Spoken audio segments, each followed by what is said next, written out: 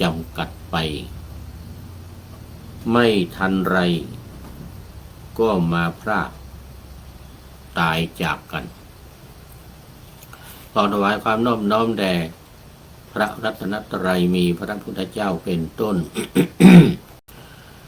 ขอถวายความเคารพพระมหาเถระพระเถรานุเถระเจ้าคณะพระสังฆาธิการทั่วโลก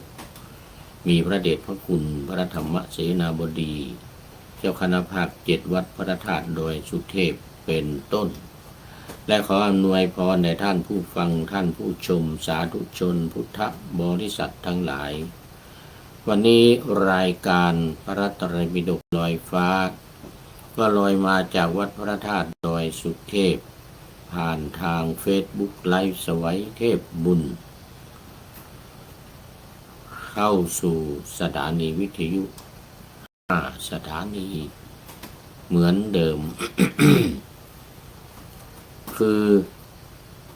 1. สถานีวิทยุพระพุทธศาสนาแห่งชาติและจริยธรรม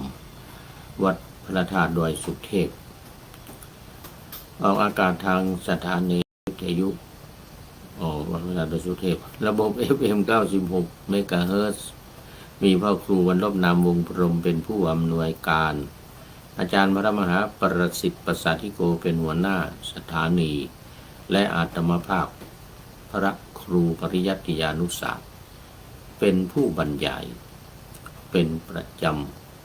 ำทุกวันไม่มีหยุด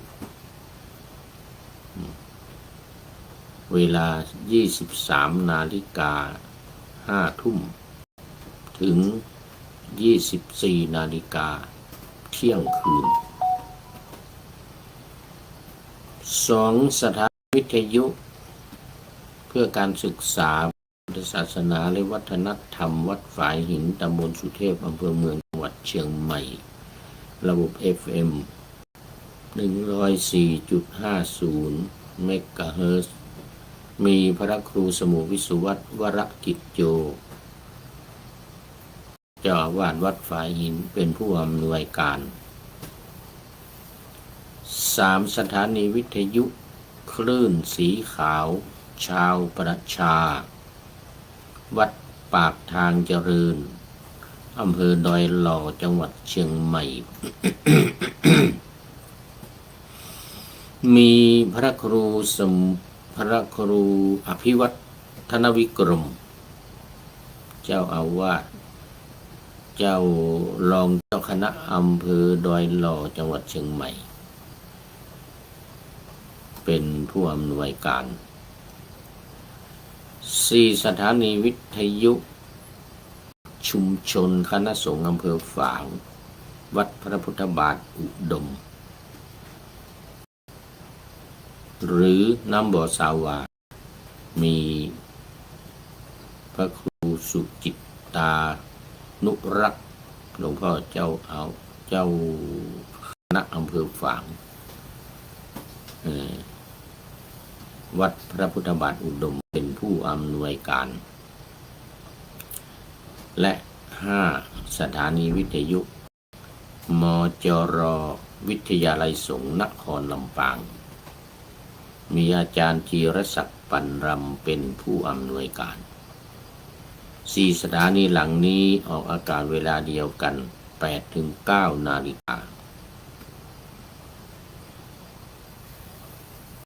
วันจันทร์ถึงวันศุกร์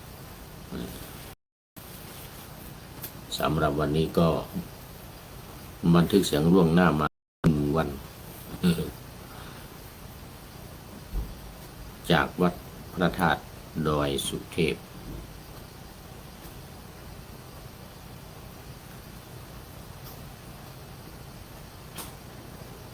วันนี้ก็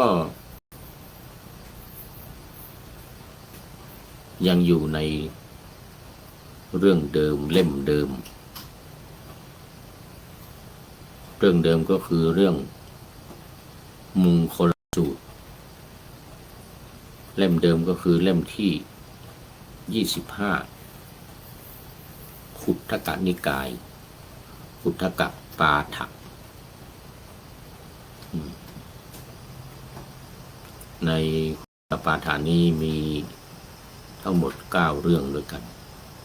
ตอนนี้อยู่เรื่องที่5มงคลสูตร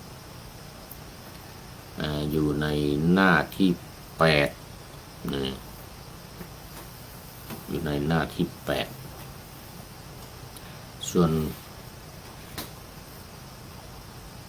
ข้อนี่อยู่ในข้อที่11นะอยู่ในข้อที่11มงคลที่32ข้อนี้หมายถึงว่าหัวข้อลำดับเรื่องลำดับเนี่ยจะว่าอะไรมันเป็นข้อเรียงลำดับมาตั้งแต่เรื่องต้นนะเรื่องที่1มามันเป็นข้อไม่รู้ข้ออะไรนะตอนที่เป็นข้อที่11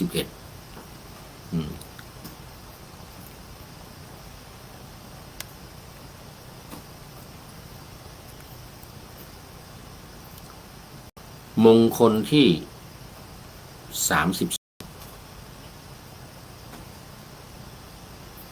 การประพฤติพรหมจรรย์ภาษาบาลีว่าพระจริยันจักพรหมจริยังตโปจักพรหมจริยันจักในบาทคาถาเป็นบาทคาถาที่11บาทคาถาที่11ตั้งแต่เริ่มต้นมาเนี่ยบาทคาถาที่11บาทคาถาที่11เริ่มตั้งแต่ตโปจักพรหมจริยันจักอริยสัจจานัง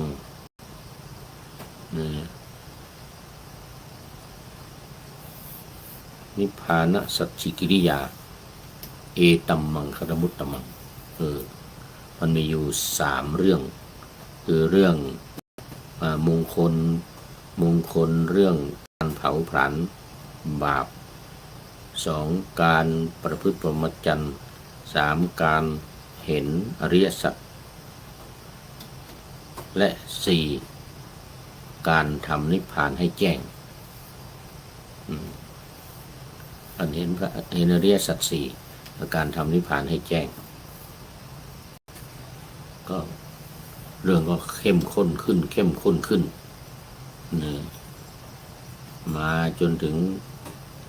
เดี๋ยวมงคลสุดท้ายจะเป็นว่าจิตเกษมจากโยคะจากกิเลสทั้งหลายเนื่องจากว่าทำนิพพานให้แจ้งแล้วเห็นอริยสัจ4แล้ว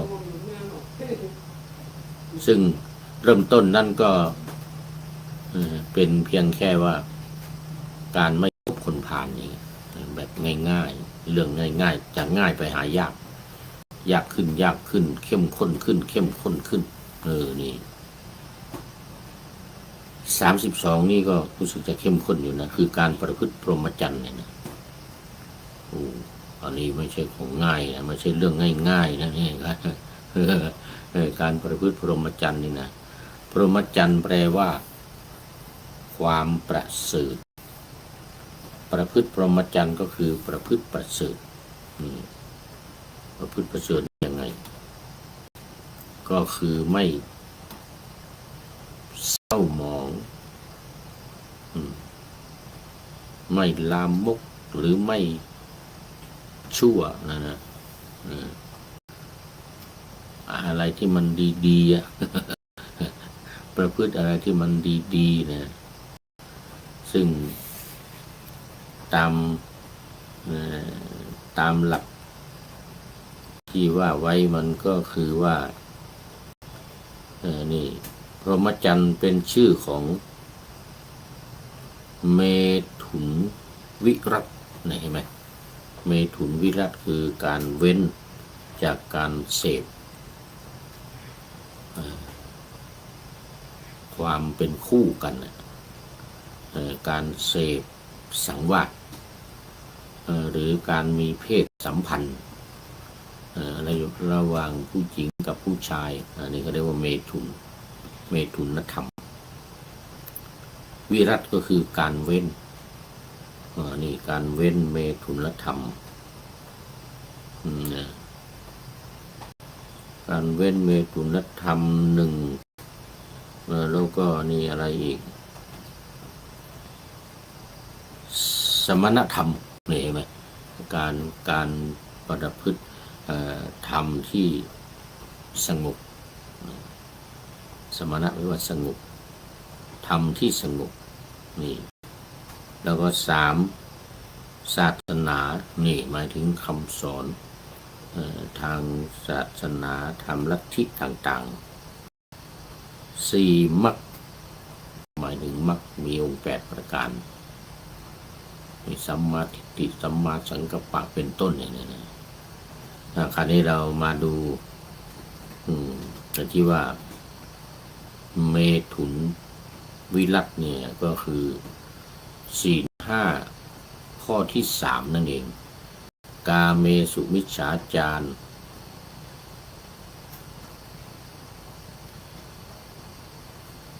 การประพฤติเรียกว่าไม่ประพฤติผิดในสามีหรือภรรยาของคนอื่นแล้วประเภทของผู้ที่ไม่ควรคบไม่ควรไปทำผิดศีลข้อที่3แล้วก็มีถึง20อย่างที่มาในอภิธรรมนะผู้หญิงที่เป็นสามีอะไรวะเป็นภรรยาของคนอื่นอย่างเงี้ยหรือเป็นลูกของคนอื่นที่ไม่ได้รับอนุญาตจากพ่อจากแม่หรือจากผู้ปกครองเขาเนี่ยมันมีถึง20อย่าง20ประเภทการประพฤติพรหมจรรย์นี่หมายถึงการประพฤติปฏิบัติธรรมอันประเสริฐและการปฏิบัติตนอย่างเคร่งครัดเพื่อระงับและละกิเลสสำหรับฆราวาสหรือผู้ครองเรือนนี่ก็สามารถปฏิบัติได้ผ่านการรักษาศีล5ข้อที่3คือการมีความยินดีในคู่ครองของตนเองและการมั่นทำความดีเพื่อไม่ให้กิเลสเนี่ยกลับมาครอบงำจิตใจไม่ให้กิเลสนี้กลับมาครอบงำจิตใจอันนี้คือความหมายของคำว่าการประพฤติพรหมจรรย์ในนี้นะในมงคลข้อที่32ก็เป็นพระหรือแม้เป็นฆราวาสที่ถือศีล8นี่ก็คำว่าพรหมจรรย์ในที่นี้ก็จะหมายถึงว่าการไม่ให้แตะต้องเกี่ยวกับเรื่องของกามอารมณ์ทั้งหลายนี่ทั้งผู้หญิงทั้งผู้ชายเนี่ยผู้หญิงก็ไม่เกี่ยวข้องกับผู้ชายผู้ชายก็ไม่เกี่ยวข้องกับผู้หญิงเลยความหมายในการปฏิบัตินี้ก็คือ 1. การประพฤติตนอย่างประเสริฐไม่จำเป็นต้องบวชเป็นนักบวชเสมอไปผู้ครองเรือนก็ทำได้ผู้ครองเรือนที่ว่าทำได้นี่ก็คือถือศีล8ถือศีล8นี่เหมือนเดียวกันกับศีล10ของสามเณรนี่นะอภรมจริยาเวรมณีคือการไม่ประพฤติผิดพรหมจรรย์ผิดพรหมจรรย์ฉะนั้นเป็นฆราวาสครองเรือนก็ทำได้ อืมคำว่าพรหมจรรย์เนี่ยก็ไปถือศีล8หรือศีลอุโบสถในวันในวันอุโบสถศีลขึ้น15 ค่ำ14 ค่ำเนี่ยแรม14 ค่ำแรม15 ค่ำวันอุโบสถแรม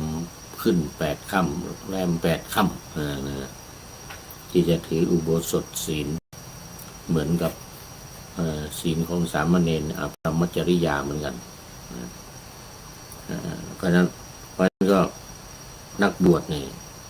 ถ้าเป็นนักบวชนี่ก็ตั้งแต่เป็นสามเณรขึ้นไปสามเณรหรือสามเณรีหรือสิกขมานาถ้าเป็นผู้หญิงนี่นะแล้วก็พระภิกษุแล้วก็ภิกษุณีจะถือเรียกว่าถือพรหมจรรย์ถือประพฤติประเสริฐ2. การปฏิบัติสำหรับฆราวาสยินดีในคู่ครองของตนไม่นอกใจและรักษาศีล5ให้บริสุทธิ์โดยเฉพาะศีล5ข้อที่3กาเมสุมิจฉาจารลาเวรมณีกาเมสุมิจฉาจาราเวรมณีเว้นจากการประพฤติผิดในเรื่องของกามได้แก่การเสพสังวาสไม่ให้ผิดสามีหรือภรรยาของตัวเองไม่ผิดสามีหรือภรรยาของคนอื่นอันนี้เป็นข้อที่2สำหรับฆราวาสข้อที่3ประโยชน์ช่วยให้จิตใจสงบปลอดโปร่งและลดความอยากในกิเลสลงลดความอยากในกิเลสลงได้อันนั้นความหมายและการปฏิบัติทั้ง3อย่างนี้เป็นสัญลักษณ์หรือเป็นเอกลักษณ์ของการประพฤติพรหมจรรย์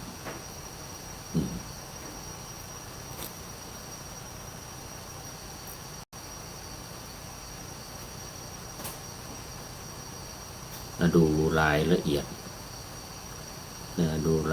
ยดที่ว่าไว้อันนี้เป็นเดี๋ยววารสารบุญธรรมะออนไลน์พระธรรมเทศนาปุจฉาวิสัชนาบทความข่าวผลการปฏิบัติธรรมตักบาตรพระบาลีน่ารู้กฎแห่งกรรมฝันในฝันบวชพระนี่ส่วนใหญ่นี้จะเกี่ยวข้องอยู่กับเรื่องของพรหมจรรย์ทั้งนั้นเลยดูรายละเอียดกันหน่อยมงคลชีวิตที่38ประการฉบับทางก้าวหน้านี่ว่าดูเรื่องการประพฤติพรหมจรรย์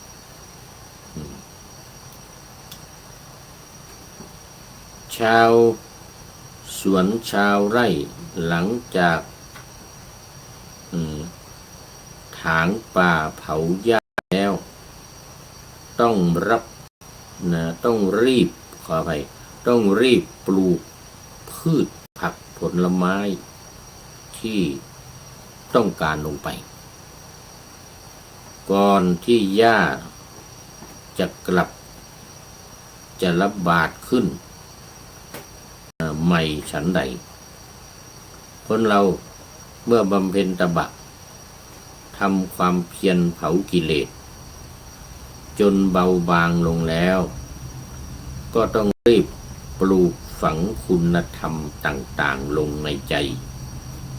ด้วยการประพฤติพรหมจรรย์เพื่อยกระดับจิตให้สูงขึ้นฉันนั้นเหมือนกัน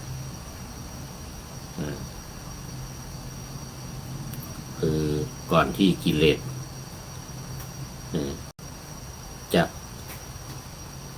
กลับฟื้นขึ้นใหม่อีกครั้งหนึ่งเมื่อทำความเพียรทำปฏิบัติทำอะไรพอกิเลสมันหลบลงไปหรือมันน้อยลงไปนะย่ำยีลงไปได้นี่ต้องรีบประพฤติพรหมจรรย์เช่นอย่างตัวอย่างเช่นประพฤติเป็นความบริสุทธิ์ระหว่างผู้ถือศีลห้ากาเมสุมิจฉาจารได้ดีแล้วเนี่ยไม่ประพฤติ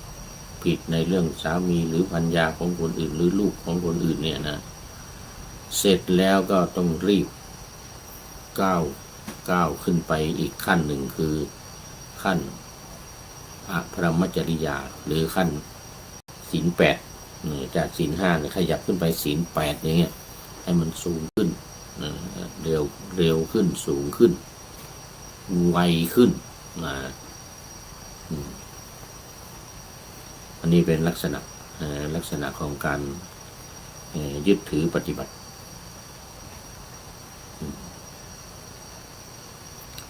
การประพฤติพรหมจรรย์แปลว่าการประพฤติอย่างพระพรหมหรือ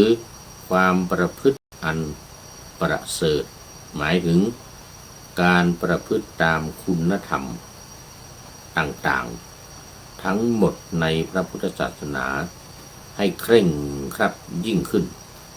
เพื่อป้องกันไม่ให้กิเลสฟูกลับขึ้นมาอีกจนกระทั่งหมดกิเลสไปเลยซึ่งต้องผ่านขั้นตอนต่างๆตามภูมิตามขั้นตามภูมิตามขั้นของจิต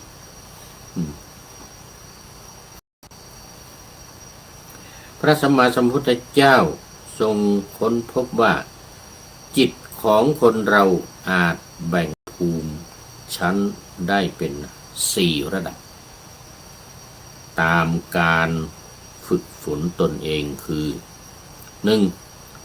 1. กามาวจรภูมิเป็นขั้นที่ท่องเที่ยวอยู่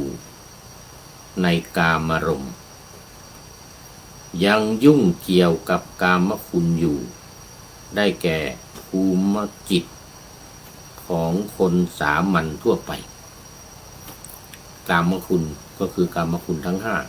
5รูปเสียงกลิ่นรสสัมผัสรูปเสียงกลิ่นรสและสัมผัสที่มาถูกต้องกายหรือโผฏฐัพพะสิ่งของที่มาถูกต้องกายความเย็นความร้อนความอ่อนความแข็งต่างๆ 2. รูปาวจรภูมิเป็นขั้นที่ท่องเที่ยวอยู่ในรูปารมณ์มีความสุขความพอใจอยู่ในอารมณ์ของรูปฌานได้แก่ภูมิจิตของผู้ที่ฝึกสมาธิมาจาก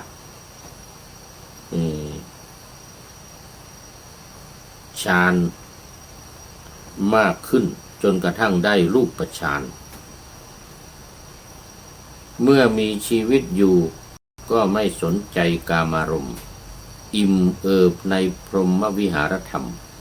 ซึ่งเป็นสุขประณีตกว่ากามารมณ์เป็นเหมือนพระพรหมบนดินละจากโลกนี้ไปก็จะไปเกิดเป็นรูปประพรหมรูปฌานนี่ก็หมายถึงฌานเบื้องต้น4ข้อนะถ้าอรูปฌานที่ไม่มีรูปก็จะเป็นฌานที่5 6 7 8ฌานมันมีอยู่2ขั้นตอน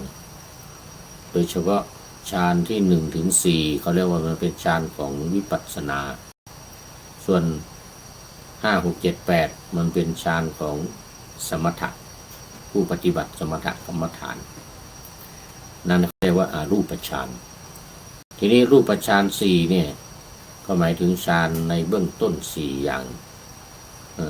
ปฐมฌานมีองค์ประกอบ2อย่างคือวิตกกับวิจาร ทุติยฌานมีองค์ประกอบหนึ่งอย่างคือปีติเนี่ยเกิดความปีติตติยฌานมีองค์ประกอบหนึ่งอย่างคือความสุขและจตุตฌานมีองค์ประกอบคือเอกคตารมณ์อารมณ์เป็นหนึ่ง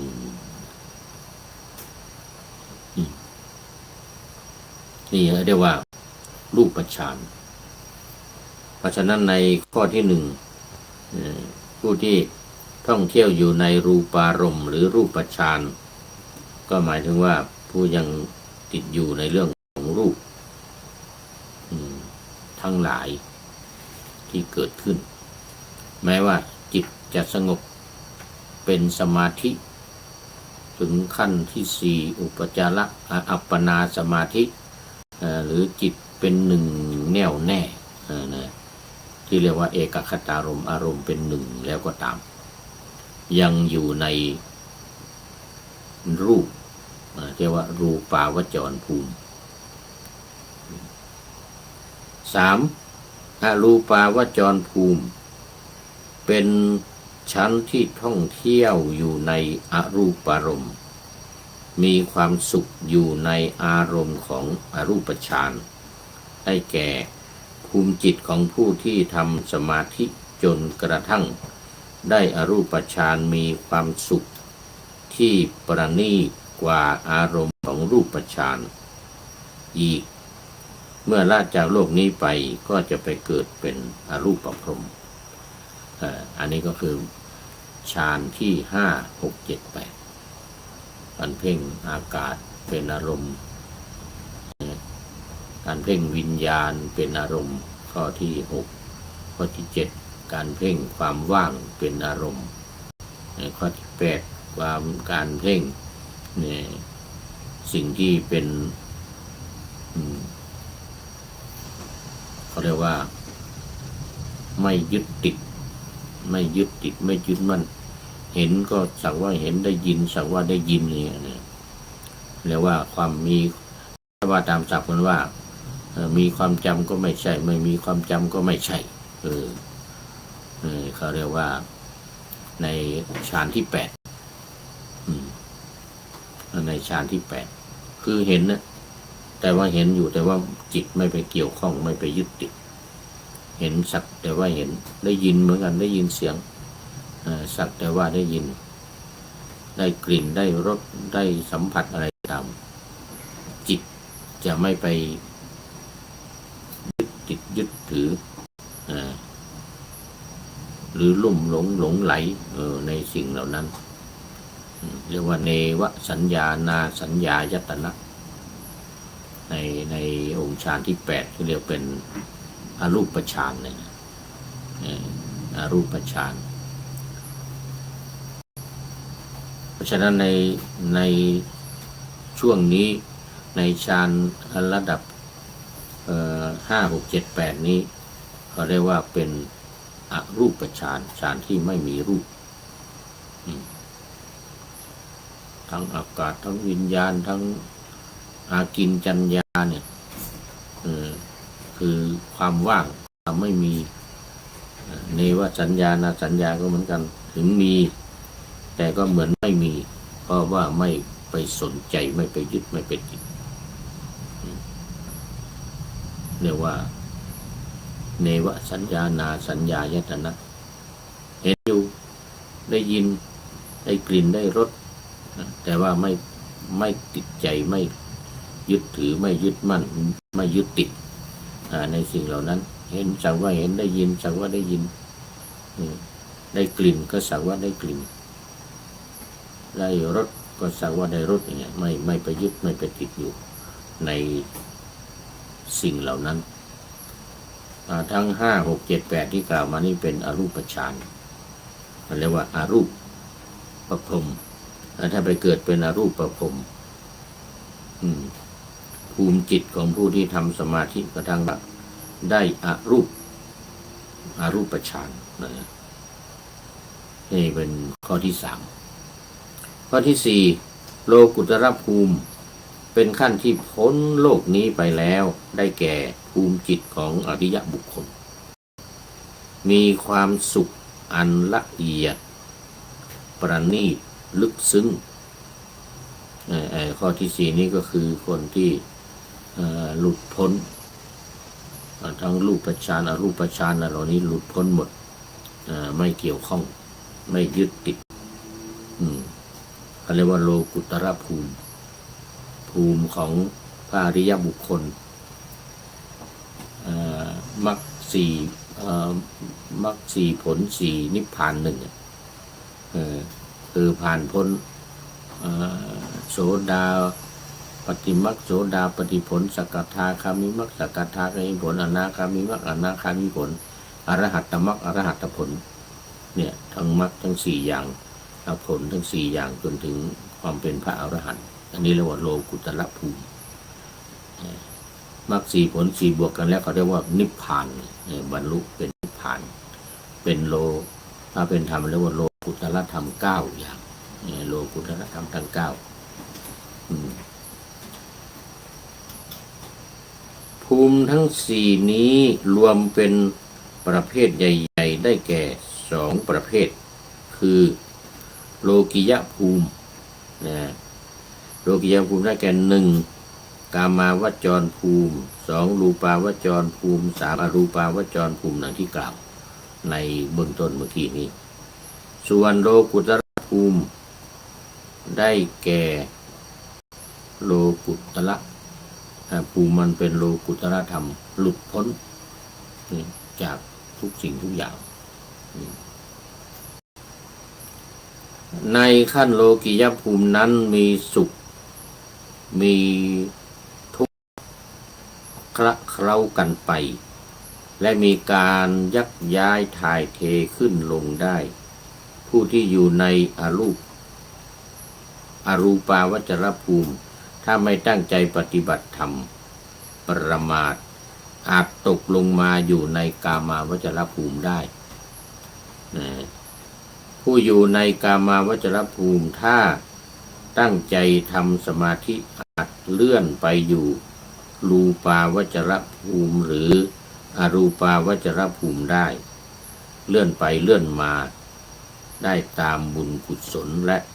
ตามผลของการปฏิบัติธรรมของตนถอยหน้าถอยหลังจาก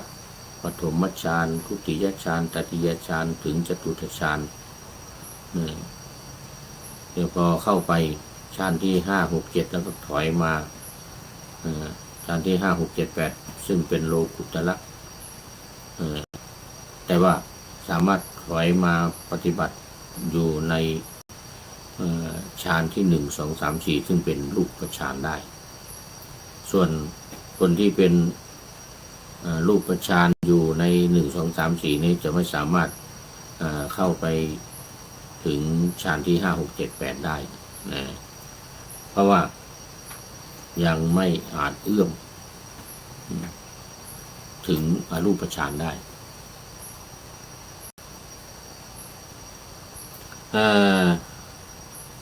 ตอนนี้ในขั้นโลกียภูมินี้ถึงจะมีความสุขก็สุขอย่างโลกียังมีทุกข์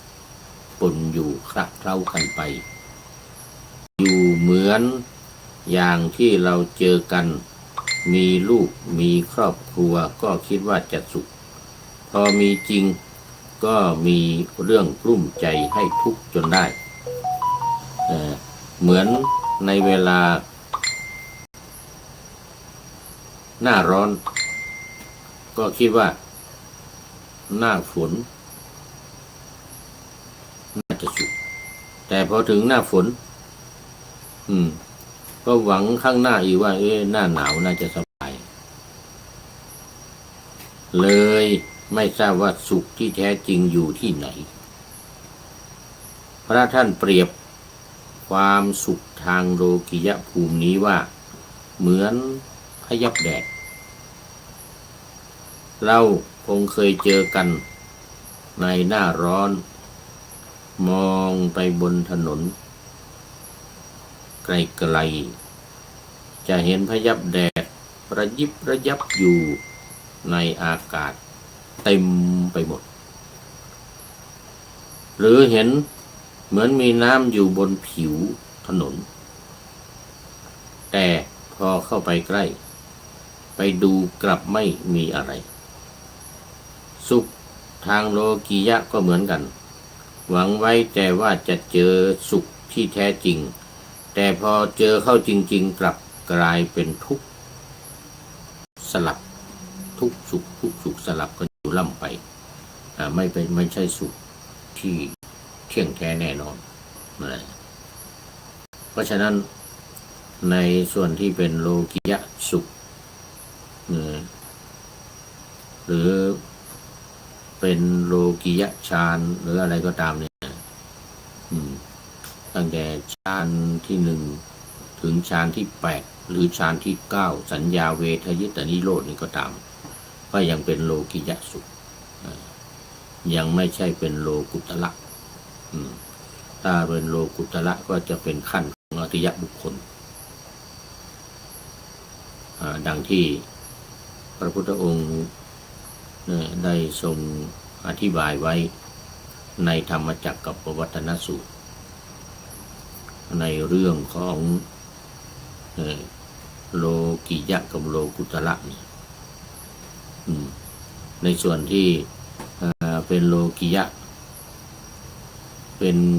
ถึงแม้ว่าจะเข้าฌานเข้าสมาบัติได้จนถึงนิโรธสมาบัติหรือสัญญาเวทยิตานิโรธนี่นะหรือฌานที่9นี่นะ1 2 3 4 5 8เหมือนเมื่อกี้เนี่ยถึงเนวสัญญานาสัญญายตนะที่8เสร็จแล้วพอได้โลกได้สัญญาเวทยิตานิโรธหรือนิโรธสมาบัติเนี่ยถือว่าสูงสุดในขั้นของโลกิยะแล้วในขั้นของโลกิยะยังไม่เข้าถึงขั้นโลกุตระดังนั้นพระพุทธองค์สมัยเมื่อปฏิบัติศึกษาอยู่กับอาราลดาบทและอุทกดาบทจนถึงฌานที่8ได้ฌานที่8เรียบร้อยแล้วเนี่ยก็ถือว่ายังไม่ใช่ที่สุดยังเป็นแค่โลกุ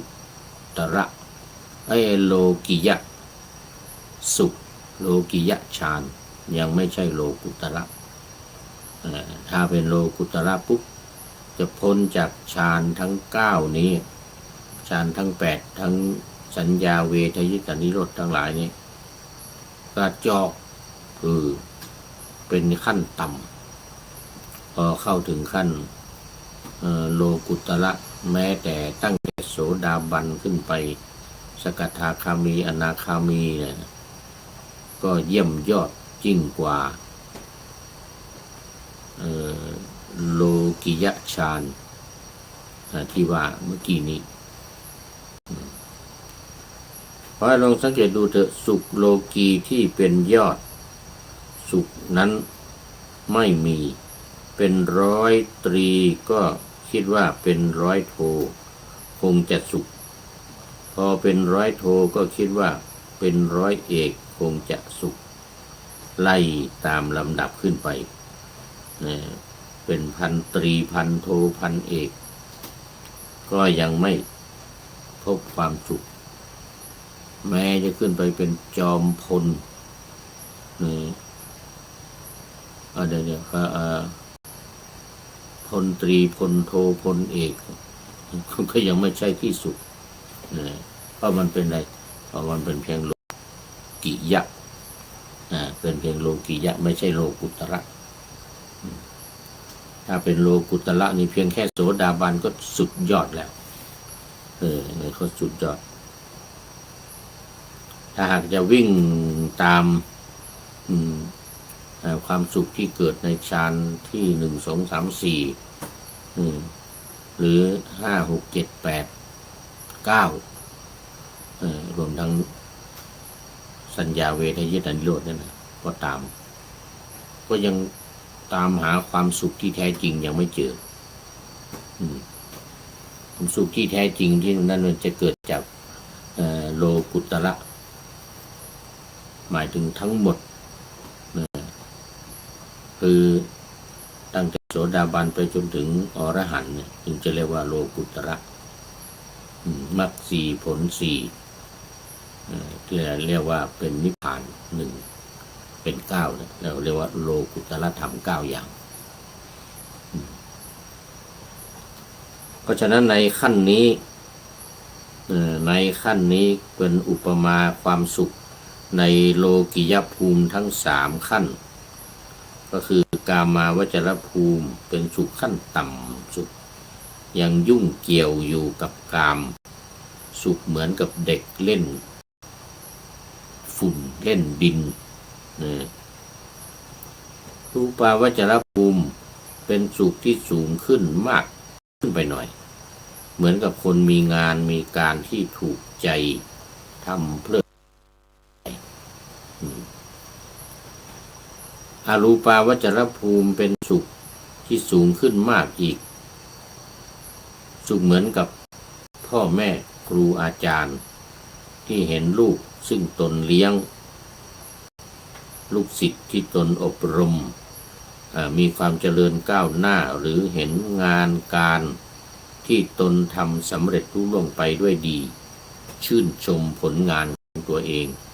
หรือผลงานของลูกๆอย่างนี้นะก็เป็นเพียงแค่โลกิยะนะศาสนาโดยทั่วไปอย่างสูงที่สุดก็สอนให้คนพัฒนาจิตให้ถึงขั้นอรูปาวจรจรเท่านั้นรูปาวจรรูปารมณ์ศาสนาพราหมณ์ก็สอนให้มุ่งเป็นพระพรหมยังวนเวียนอยู่ในโลกที่เป็นโลกิยภูมิขึ้นลงแต่พระพุทธศาสนาของเราสอนคนมุ่งหน้าสู่โลกุตระภูมิเข้าสู่นิพพานซึ่งเป็นภูมิที่เก้ามรรคสี่ผลสี่เป็นแปดแล้วก็รวมกันแล้วบรรลุเป็นอรหันตผลเรียกว่านิพพานศาสนาอื่นไม่มีในโลกนี้มีแต่พระพุทธศาสนาเท่านั้นศาสนาอื่นก็สอนเพียงแค่ว่าให้มีความสุขไปอยู่สวรรค์อย่างศาสนาพราหมณ์นี่ก็มีพระพรหมอยู่ข้างบนนู่น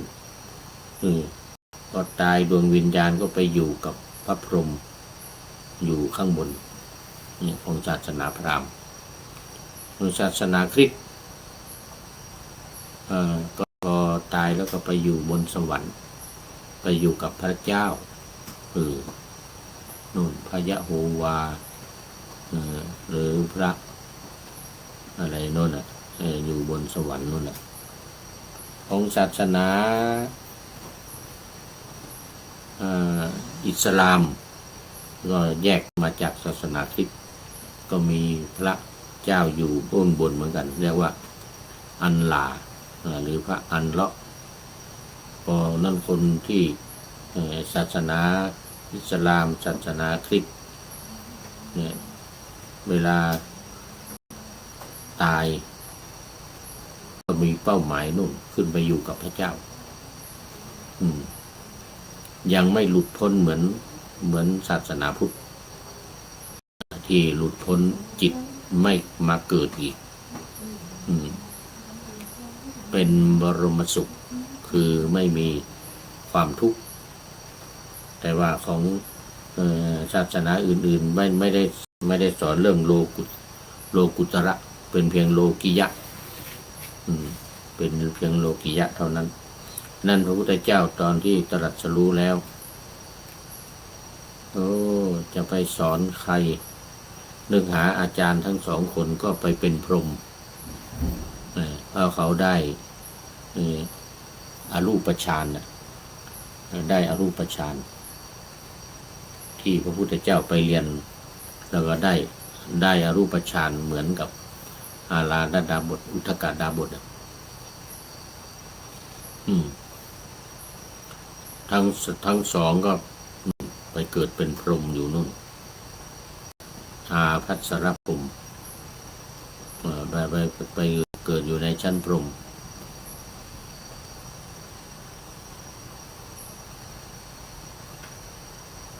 แต่ว่ายังไม่ใช่ที่สุดนะยังไม่ใช่ที่สุดเพราะฉะนั้นคำว่าพรหมจรรย์ก็หมายถึงว่าเป็นผู้ประพฤติเพื่อให้บรรลุขั้นโลกุตระเป็นการประพฤติที่ให้บรรลุขั้นโลกุตระวันนี้เราก็ต้องแยกกันระหว่างว่าโลกิยะกับโลกุตระนี่ศาสนาพราหมณ์ที่พระพุทธเจ้าเรียนมาก่อนที่จะตรัสรู้เนี่ยปฏิบัติไปฝึกหัด5-6 ปีได้แค่ฌานสมาบัตินิโรธสมาบัติหรือสัญญาเวทยิตานิโรธหรือว่าฌานที่9เนี่ยเท่านั้นยังไม่ใช่โลกุตระเป็นโลกิยะฌานเป็นเพียงโลกิยะฌานแต่สามารถมีฤทธิ์เหินเดินอากาศได้เหมือนกับพระเทวทัตพระเทวทัตก็ได้โลกิยะฌานเหมือนกันแต่ยังไม่ได้โลกุตระแม้โสดาบันก็ยังไม่เป็นยังไม่ได้พระเทวทัตนี่นะแต่ว่าได้โลกิยะฌานเนี่ยสามารถเหาะเหินเดินอากาศได้จนพระเจ้าอาชาติศัตรูเลื่อมใสศรัทธาถวายภัตตาหารวันละ500 สำรับส่งภัตตาหารไปถวายพระเทวทัตวันละ500 สำรับ500 สำรับจนกระทั่งพระเทวทัตเสื่อมจากฌานไม่สามารถที่จะเหาะเหินเดินอากาศได้แล้วเพราะทำสังฆเพศเพราะทำโลหิตุปบาททำเลือดของพระพุทธเจ้าห่อเนี่ยนะฌานเสื่อมเลยเพราะไม่เดินไม่ได้แล้วต้องให้ลูกศิษย์หามนู่นไปเชตวันจะไปหาพระพุทธเจ้าจะไปขอโทษให้ลูกศิษย์หามไปเหาะไม่ได้แล้วฌานเสื่อมโลกิยะฌานมันเสื่อมเลยเสื่อมได้เพราะนั้นการประพฤติพรหมจรรย์ในมงคลที่32เนี่ยนะยังไม่ใช่สูงสุดก็ต้องก้าวไปมงคลที่33ต้องเห็นอริยสัจ4เห็นไหมมงคลที่34ทำนิพพานให้แจ้งมงคลที่35จิตของผู้ที่ถูกโลกกระทำกระทบแล้วไม่หวั่นไหวอันนี้36จิตที่ไม่เศร้าโศก37จิตที่ปราศจากทุลีคือไม่มีกิเลส38จิตเกษมข่าวนี้พ้นหมดเลยเกษมจากโยคะทั้งหลายกามโยคะทิฏโถคะอโชคะทั้งอวิชชาทั้งทิฏฐิทั้งอะไรต่างๆหมดอย่างนี้เรียกว่าจิตเกษมดังนั้นข่าวนี้วันนี้มาถึงมงคลที่32อยู่มงคลที่32ยังเป็นขั้นประพฤติพรหมจรรย์เป็นเพียงขั้นเข้าสู่ความเป็นพรหมยังไม่ถึงขั้นเป็นโลกิยะยังไม่ถึงขั้นโลกุตระแม้จะประพฤติพรหมจรรย์ได้ดีอย่างที่ว่าเนี่ยอย่างที่ว่ามาเนี่ยขั้นมันเป็นขั้นโลกิยะมันยังไม่ถึงขั้นโลกุตระดังนั้นการประพฤติพรหมจรรย์ยังไม่ศีล5เดี๋ยวศีล8 ของอุบาสกอุบาสิกาก็ดีศีล10ของสามเณรก็ดีการประพฤติให้เหมือนให้เป็นพรหมจรรย์ให้เป็นให้ประเสริฐเท่านั้นเองนะประพฤติให้ประเสริฐถ้ายังไม่ก้าวเข้าไปสู่ขั้นผ่านอริยสัจสี่ไม่เห็นอริยสัจสี่นะแล้วก็ยังไม่เดี๋ยวก่อนทำนิพพานยังไม่ได้ทำนิพพานให้แจ้งอย่างถ้าในอริยสัจสี่นี่ก็จะมีถึงขั้นแค่ว่าสัจฉิกรณัฏฐายะสัจฉิกรณัฏฐายะการทำนิพพานให้แจ้งก็เป็นนิโรธนิโรธนิโรธคามินีปฏิปทาคือก็ปฏิบัติให้ถึงการดับความทุกข์เขาได้ว่าทำนิพพานให้แจ้งแล้วเมื่อผ่านพ้นทำนิพพานให้แจ้งแล้วได้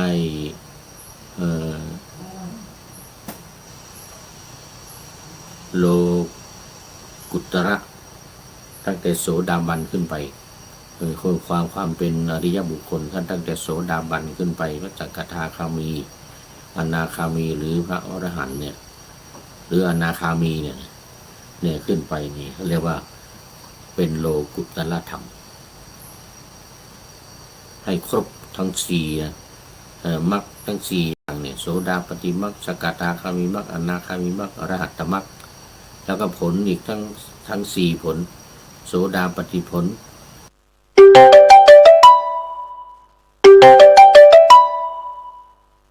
เป็นอรหัตผลจึงเรียกว่านิพพานพอได้ทั้งมรรคสี่ผลสี่ทั้งหมดเลยมรรคสี่ผลสี่ทั้งหมดแต่ความเป็นอริยบุคคลขั้นโสดาบันสกทาคามีนี่ก็ยังถือว่าสุดยอดแต่ยังไม่สูงสุดนะดังนั้นจึงกล่าวได้ว่าในพระพุทธศาสนานี้เท่านั้นที่สอนในเรื่องของโลกุตระธรรมในเรื่องของโลกุตระธรรมแม้ศาสนาอื่นแม้ศาสนาคริสต์ก็ยังอยู่ในโลกิยะยังอยู่ในโลกิยะแม้สอนเรื่องความรักที่พระเยซูพระเยซูคริสต์พระเยซูเจ้าเนี่ยสอนในขั้นความรักสูงสุดแล้วเนี่ยก็ยังอยู่ในกามารมณ์ยังไม่พ้นจากเรื่องกามยังอยู่ในเรื่องของการข้องเกี่ยวหรือเสพกามคือรูปเสียงกลิ่นรสโผฏฐัพพะสัมผัสถูกต้องอะไรกันอยู่เนี่ยยังไม่ถึงขั้นโลกุตระเพราะฉะนั้นในศาสนาต่างๆศาสนาอื่นทุกศาสนาไม่ว่าจะเป็นศาสนาเต๋าชินโตศาสนาเต๋าของจีนชินโตของญี่ปุ่นก็ตามก็ไม่ถึงขั้นโลกุตระความสุขสูงสุดก็แค่เข้าฌานเข้าสมาบัติได้แค่ชั้นพรหมได้แค่ถ้าเทียบกับสมณศักดิ์ปัจจุบันนี่นะก็แค่ชั้นพรหมยังไม่ถึงขั้นสมเด็จชั้นพรหมเป็นรองสมเด็จ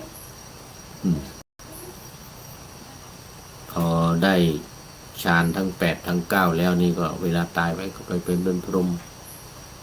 ไปอยู่ในชั้นพรหมคือสวรรค์ชั้นพรหมยังไม่ถึงนิพพานแล้ววันนี้ก็เป็นว่ามงคลที่32 การประพฤติพรหมจรรย์ก็เป็นเพียงแต่ว่าการประพฤติให้ประเสริฐให้บริสุทธิ์แต่ยังไม่ประเสริฐสุดยังไม่สูงสุดเป็นเพียงแค่ขั้นโลกิยะฌานขั้นโลกิยะธรรมเท่านั้นยังไม่ถึงขั้นโลกุตระเดี๋ยวต่อไปเราจะเป็นขั้นที่เดี๋ยว33นี่การเห็นอริยสัจยาวละเริ่มละเห็นอริยสัจสี่นะ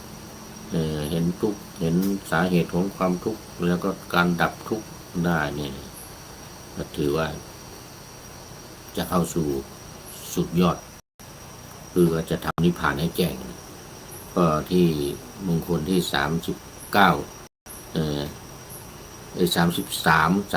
34มันจึงจะเป็นการทำนิพพานให้แจ้งในวันต่อไปเอาวันนี้เอาแค่นี้ก่อนมาดูข้อคิดท้ายรายการวันนี้ได้จากผู้ใดหนอเลยโอ้ท่านนายพลนเรศจิตลักษณ์นะเรื่องการปล่อยวางเพื่อใจที่เบาสบายในการปล่อยวาง ถือว่าหนักวางก็เบาแต่ว่ายังไม่ถึงขั้นสูงสุดนะเนี่ยเป็นแค่เดียวเป็นแค่พรหมจรรย์ เป็นแค่พรหมจรรย์อยู่มีอยู่หลายข้อด้วยกันนะเรามาดูข้อที่1ก่อนการปล่อยวางเพื่อให้ใจเบาสบายนี่นะบอกว่าปล่อยวางเพื่อใจที่เบาสบายข้อที่1ชีวิตมันสั้นตายง่ายไม่ทันปลื้มสังขารและเวลาเป็นของยืมโลกไม่ได้เลือนลืมหรือรอคอยให้เราพร้อมและความตายไม่เคยแจ้งหรือแสดงไว้ล่วงหน้าแม้แต่น้อยการกักเก็บโกรธแค้นขัดเคลื่อนคล้อยหรือเสียเวลาเลื่อนลอยล่วงเลยไปกับสิ่งไร้สาระเท่ากับการได้เผาผลาญต้นทุนชีวิตให้เปล่าประโยชน์สุขสันต์อันจำกัดไปไม่ทันไรก็มาพรากตายจากกันถึงแค่ตายยังไม่ถึงอาจจะถึงแค่ถึงนิพพานได้อาจจะถึงแค่นิพพานการปล่อยวางการหลุดพ้นอะไรได้ทั้งหมดละวางกิเลสทั้งหลายถึงนิพพานได้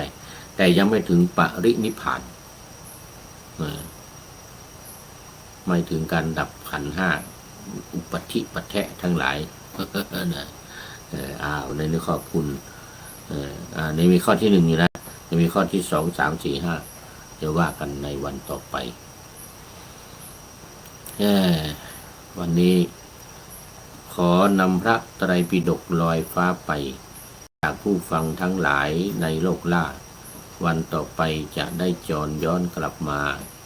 สู่สถานีใหม่ให้ท่านฟังอย่าลืมเปิดวิทยุหรือเครื่องรับโทรศัพท์โมบายคอมพิวเตอร์ผัง